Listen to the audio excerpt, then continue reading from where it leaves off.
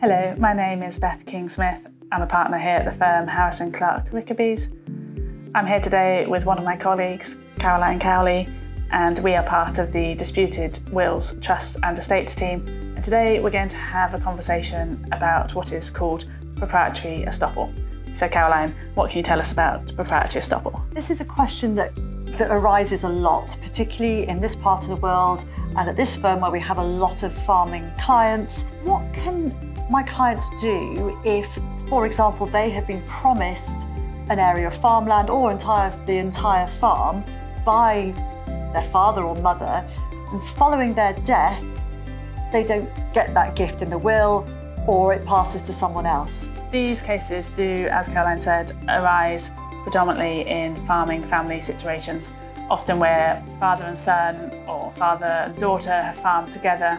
If we were acting for the son or the daughter in that case, where they have worked the whole life on the farm and then mum or dad dies and they've left the farm to another brother who's an accountant in London. For proprietary estoppel, it's basically, was it fair that mum or dad who had died has left the farm, in this case I'm talking about, to the accountant in London, when the other child has been working on the farm their whole life, living there, created their whole life there, upon the promise that the farm would one day be theirs.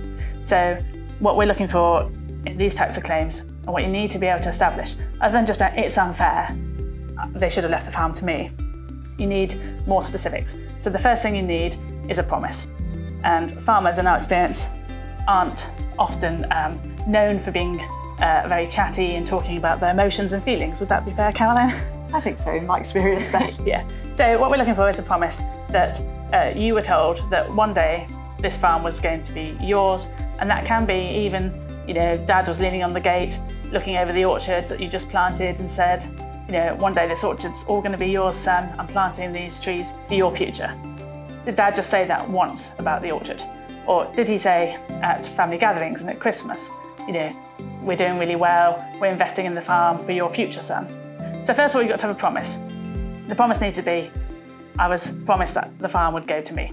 The second thing you need to show is detriment. So in the example I'm giving you here, we've got the accountant that's gone off to London. That person's going to struggle to say that he relied on the promise to detriment because he's gone off and had a career in London. So coming back to the sibling who's left at the farm, what we'll be looking for is, did they rely on the promise by mum and dad that the farm would be theirs one day? And did they give up other opportunities?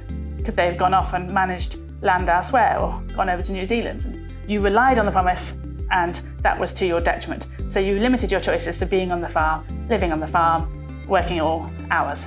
So sometimes for no pay. This is because you exactly thought that this is your farm, you're going to be working here, you're going to inherit this, and you choose not to take a wage out of the farm, as other perhaps external farm workers might have done. Exactly. So we've got a promise, we've got reliance on that promise. So the reliance is you're living on the farm, you're bringing your family up there, you perhaps don't have any underlying ownership of the farm at this stage. It's all just on this promise that one day it will become yours. You've created your whole life around this expectation and this promise. So in those cases, we would be able to help the young farmer in that case bring a claim and say, actually, we need the law to step in and help us here. It's not actually fair that the farm has been left anywhere else apart from to you who's been working on the farm and you were promised it. So that's what we like to call proprietary estoppel, but basically it is, if you're in a farming situation and you feel that the farm should have been left to you and you were promised the farm, then do get in touch.